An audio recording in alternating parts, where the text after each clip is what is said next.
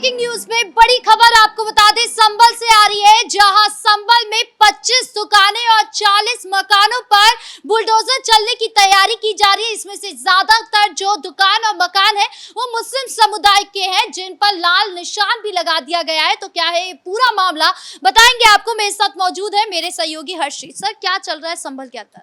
देखिए, संभल के अंदर एक बार फिर से बवाल होने वाला है। आपने देखा, एक तरफ अखिलेश यादव बैरिकेड से कूद रहे हैं, तो दूसरी तरफ आप देखेंगे कि जियाउर रहमान बर्क भी संभल में कुछ ऐसा ही करते हुए नजर आएंगे, क्योंकि संभल में बैरिकेडिंग लगा दी गई है वहां पर जहां पर इन मकानों को तोड़ा जाना है।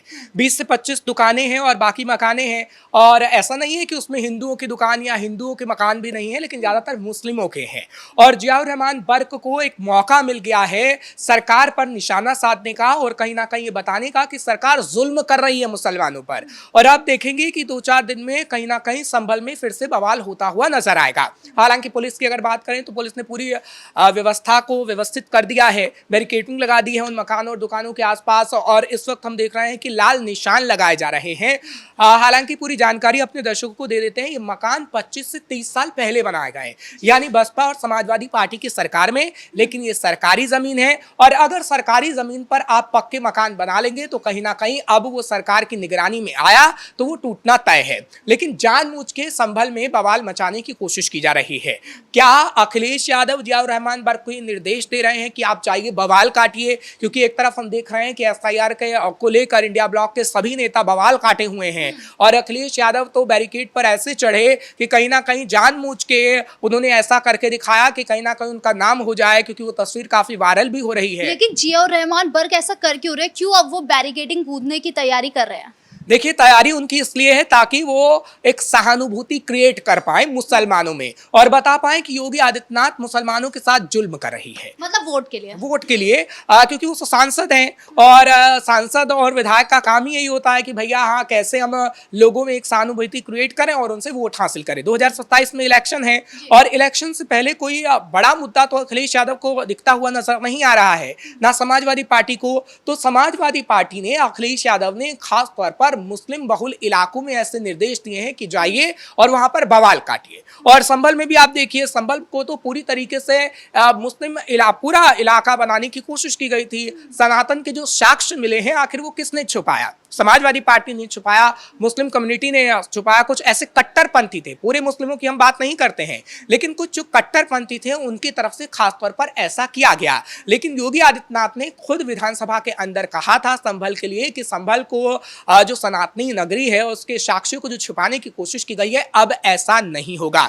चाहे फिर जियाउर रहमान बर्क आड़े आ जाए या फिर अखिलेश यादव आड़े आ जाए। और अभी भी हम देख रहे हैं कहीं ना कहीं जियाउर रहमान बर्क आड़े आने की कोशिश कर रहे हैं, लेकिन उनका बस नहीं चलेगा। हाँ, आप विपक्षी पार्टी हैं, आप विरोध जता सकते हैं क्योंकि आपका काम ही विरोध जताना है, लेकिन आप क्या कोई सबूत दे पाएंगे कि जो मकान बनाए गए हैं, जो दुकानें बनाई गई हैं, जो आप कह रहे हैं कि ज्यादातर मुस्लिम कम्युनिटी के लोगों की हैं और जानबूझकर उनको टारगेट किया जा रहा है, तो क्या उनके पास सबूत हैं? आप देखिए, जो तस्वीर हम दिखा रहे हैं लाल निशान लगाने की, लाल निशान ही इसलिए लगाए गए हैं कि हम अभी लाल निशान लगा रहे हैं, आपको 1 महीने का नोटिस मिलेगा, आप घर खाली कर दीजिएगा। या तो आपके पास कोई सबूत है, कागजात है, तो आप दिखा दीजिए, क्योंकि जो प्रशासन है, प्रशासन तो बता रहा है कि सरकारी जमीन है, आपने सरकारी जमीन पर इसको बनाया हुआ है। हालांकि तकरीबन जो 25 मकान हैं उनमें से यही कहा जा रहा है कि 20 मुस्लिम लोगों के हैं, और इसीलिए कहीं ना कहीं जियाउर रहमान बर्क अब मैदान में आ गए हैं, क्योंकि चाहे फिर मकबरों का मसला हो, मस्जिदों का मसला हो, या फिर मुस्लिमों के मकानों का मसला हो, जियाउर रहमान बर्क और अखिलेश यादव मैदान में कूद पड़ते हैं। लेकिन जो विपक्ष है वो तो बार बार यही कह रहे हैं कि मुस्लिम समुदाय को टारगेट करने के लिए इस तरीके का एक्शन लिया जा रहा है, हर बार मुस्लिम ही क्यों? देखिए, खास तौर पर चाहे प्रियंका गांधी वाड्रा हो, राहुल गांधी हो या फिर अखिलेश यादव हो, वो मुस्लिमों के रहनुमा बनने की कोशिश करते हैं। आपने संसद के अंदर देखा, जब प्रियंका गांधी वाड्रा चीख चीख कर चिल्ला रही थी, ऑपरेशन सिंदूर पर सवाल उठा रही थी, संसद में किसी ने बोला कि हाँ, पहलगाम में हिंदुओं को टारगेट किया गया, तो उन्होंने खास तौर पर ये कह दिया कि कुछ भी उनकी जुबान से नहीं निकला, क्योंकि वो तो थे ही हिंदू।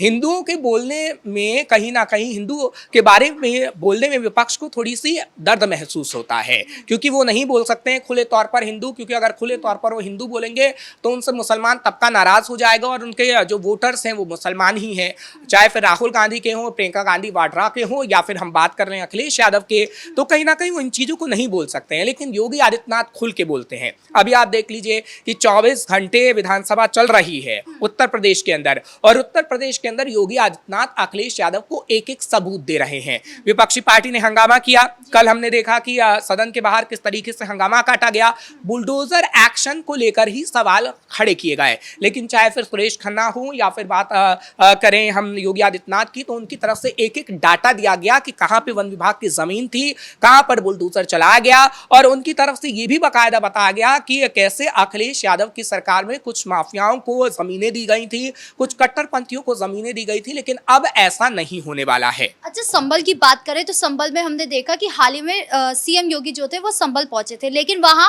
संबोधन देने से पहले उनका जो हेलीकॉप्टर है वो 3 बार घूमा शाही जामा मस्जिद के अंदर।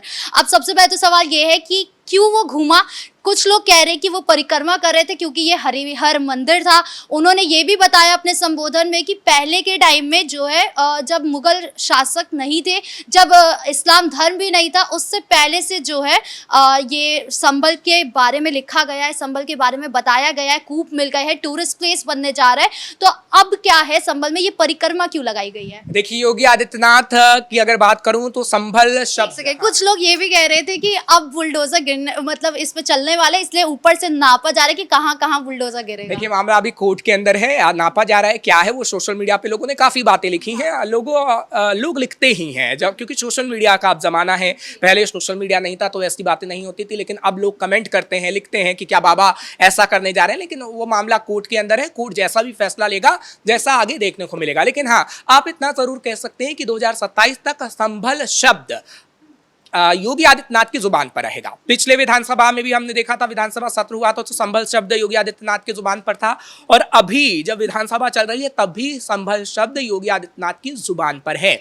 मतलब चुनाव से पहले एक बड़ा मुद्दा बनने वाला है। बड़ा मुद्दा अभी इसको बना के भी रखा जाएगा, क्योंकि वाकई आप अगर सबूतों को खंगालेंगी तो आपको संभल सनातनी नगरी ही नजर आएगी।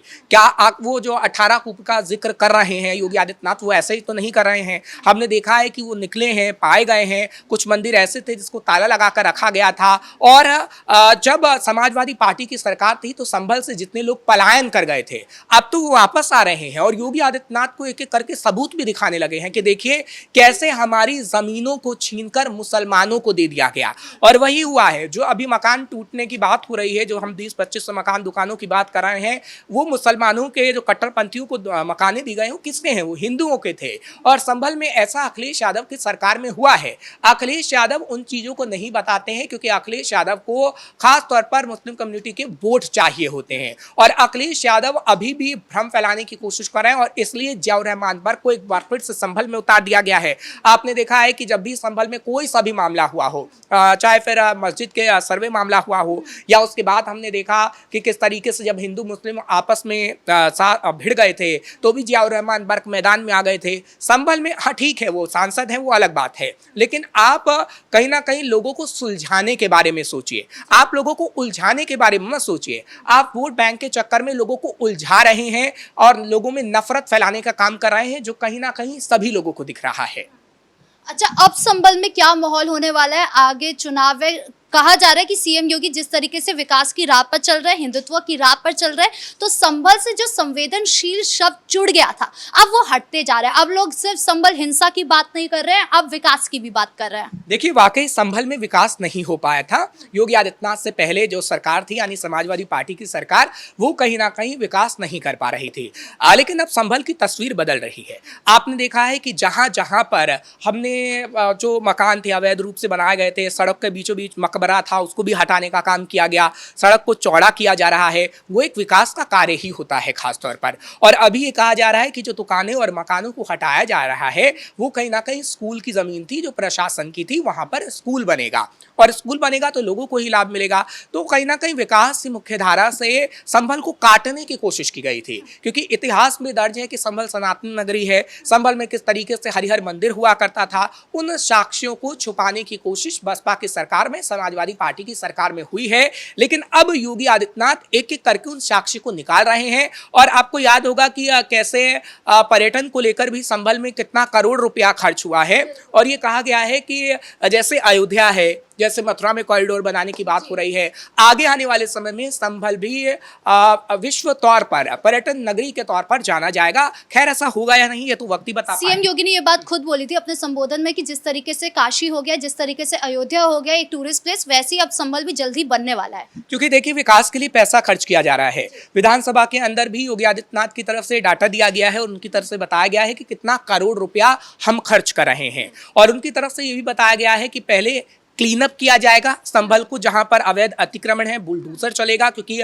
प्रशासन अभी सर्वे कर रहा है, लाल निशान लगा रहा है। उसके बाद वहां पर विकास के कार्य देखने को मिलेंगे और वाकई आपको एक दिन संभल ऐसा नजर आएगा कि वहां पर विकास की बयार तो बहेगी ही, लेकिन बाहर से भी लोग आएंगे और कहीं ना कहीं संभल में तस्वीर बदलती हुई नजर आएगी। इस मुद्दे पर ज्यादा अपडेट के लिए आपका बहुत बहुत धन्यवाद। यानी कुल मिलाकर सीएम योगी ने साफ कर दिया कि संभल जिस तरीके से पहले संवेदनशील कहा जाता था, अब उससे संवेदनशील शब्द हटा दिया जाएगा। जिस तरीके से वो विकास और हिंदुत्व की राह पर चल रहे हैं वो वक्त दूर नहीं है। और दूसरी तरफ जिस तरीके से बुलडोजर पर आज हमने देखा कि चिल लगा दिया गया है, लाल चिल लगा दिया गया है कि कहां कहां बुलडोजर चलना है। अब वो कब तक चलता है ये देखने वाली बात होगी। ब्रेकिंग न्यूज में इतना ही। कैमरा पर्सन कुणाल के साथ मैं राधिका राज।